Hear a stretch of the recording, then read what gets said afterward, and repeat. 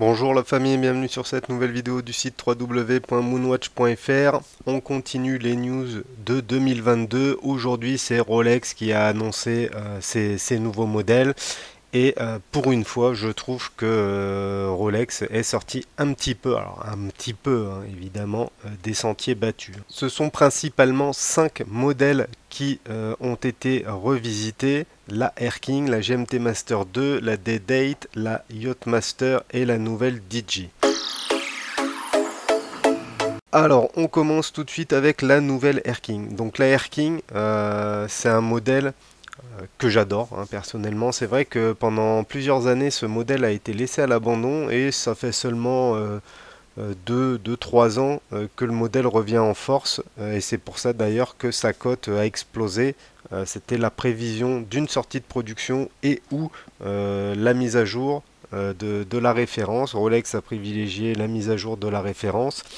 Donc comme ça, au premier coup d'œil, la première chose que l'on note, c'est le nouveau protège-couronne. C'est-à-dire qu'avant sur la 116-900, il n'y avait pas de protège-couronne. Là, Rolex en a ajouté un.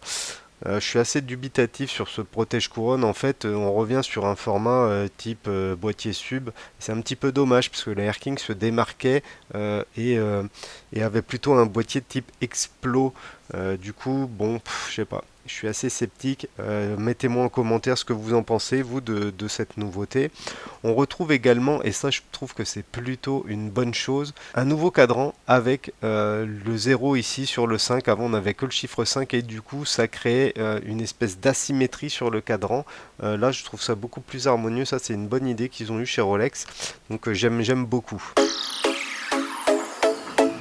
Rolex a également annoncé une nouvelle GMT Master 2. Alors on était nombreux à l'attendre, J'avais fait une vidéo sur les éventuelles sorties que Rolex allait nous proposer. Et celle-là, je m'en serais pas du tout douté. D'ailleurs, je crois pas l'avoir vu leaker quelque part ou prédit quelque part. Rolex a sorti une GMT Master 2 LHD, je vais appeler ça, c'est-à-dire couronne à gauche. Alors là, Rolex est vraiment sorti de sa zone de confort en proposant un modèle comme ça. À ma connaissance, c'est le premier modèle avec une couronne à gauche sorti chez Rolex, mais je peux me tromper, mettez-moi en commentaire si je dis une saucisse. Ce modèle arbore une lunette noire et verte que je trouve très jolie. Elle est très belle. L'aiguille GMT vert, ça on l'avait déjà sur d'autres modèles plus traditionnels, mais vraiment là, la prise de risque réside dans ce protège-couronne qui est positionné à 9 heures et non plus à 3 heures. Donc c'est une montre qui sera disponible sur Jubilee et sur Oyster. Après, concernant les specs, on reste sur ce qu'on avait avec la précédente GMT Master, à savoir l'utilisation du calibre 32,85 je crois. Une belle montre qui risque de faire parler d'elle. Rolex propose également une nouvelle Day-Date, une Day-Date Platinum. C'est un modèle qui avait été pas mal demandé, surtout avec cette lunette cannelée qui est également en Platinum. Bon, c'est un modèle luxueux évidemment, une belle montre. Moi j'aime beaucoup cette couleur de cadran, franchement je trouve que c'est une tuerie.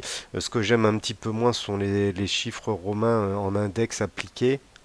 Bon après ça c'est des histoires de goût. La D-Date c'est vraiment un modèle qui est incroyable. Moi j'aime vraiment beaucoup. Là Rolex bon pas pris énormément de risques. Il décline uniquement les matériaux et le coloris du cadran. Sur ma précédente vidéo concernant les news Breitling, je vous disais que j'étais pas du tout fan des couleurs carnaval et notamment du bleu glacier sorti par Breitling sur une montre de pilote. Ici c'est sur une montre habillé sur une dress watch et du coup cette couleur ne me gêne pas du tout et je trouve que ça lui va plutôt bien.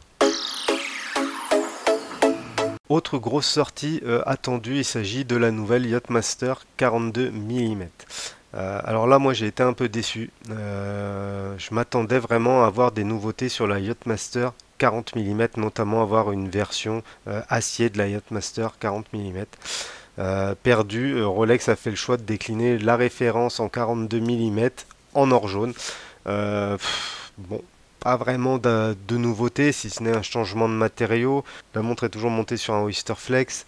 Bon, après, c'est vrai que là, pour le coup, pas vraiment de fantaisie. Rolex est resté dans, dans ce qu'il fait habituellement, hein, donc pas de grosses nouveautés. C'est vrai que cette Yachtmaster, c'est une montre qu'on croise assez rarement et j'ai l'impression que Rolex ne cherche pas à la démocratiser cette montre. Ils veulent vraiment la laisser en tant que montre premium, c'est pour ça qu'ils utilisent des boîtiers dans des matériaux nobles. On avait la Yachtmaster 42 en or blanc, là on a la Yachtmaster 42 en or jaune. Et apparemment, c'est pas la politique de Rolex de souhaiter la décliner en acier pour la rendre un petit peu plus accessible. Et on termine avec la Digi31, donc une montre de femme, hein, enfin plutôt pour les femmes, parce que 31 ça fait quand même assez petit, où là Rolex a pris quelques risques par rapport à un cadran que je trouve très très beau. C'est un cadran qui représente un décor floral. Bon, voilà, c'est très girly, c'est franchement très sympa. On retrouve un petit peu de joaillerie dessus également. Bon, c'est ce qu'on retrouve Rolex, hein. De toute façon, la Digi, c'est vraiment sa montre de dessin, quoi. Dessus, on va retrouver un peu toutes les couleurs, tous les cadrans. On avait eu du cadran bambou, enfin, on avait eu plusieurs déclinaisons. Là, Rolex continue d'étonner, hein, avec un cadran qui est très très très beau. C'est bête, mais ce cadran-là, vous retirez les diamants et je le verrais bien moi sur une Digi en 36 ou en 38 ou peut-être même en 40. Je trouve pas soit spécialement girly et je me verrais bien avec. Franchement, je trouve qu'il a quelque chose ce cadran. En tout cas, j'aime beaucoup. Par rapport aux matériaux choisis, bon bah Rolex continue l'utilisation du Rolex or, hein, c'est son alliage d'or et d'acier. Bon, ça on est habitué, hein, maintenant. Donc voilà. Voilà les amis pour les principales nouveautés de Rolex, celles qui m'ont le plus marqué en tout cas. Alors je pense vraiment que c'est la GMT Master, hein, qui va faire parler le plus d'elle, avec cette lunette verte qui apporte du peps et surtout cette couronne à 9 heures qui casse les codes finalement de la marque. Voilà la famille, la vidéo touche à sa fin. Pensez à vous abonner si ce n'est pas encore fait parce qu'il y a de grosses revues qui arrivent prochainement.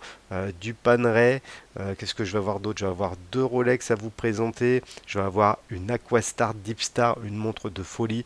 Enfin bon, il y a de la belle revue qui va arriver. Donc abonnez-vous et moi je vous dis à bientôt dans une prochaine vidéo.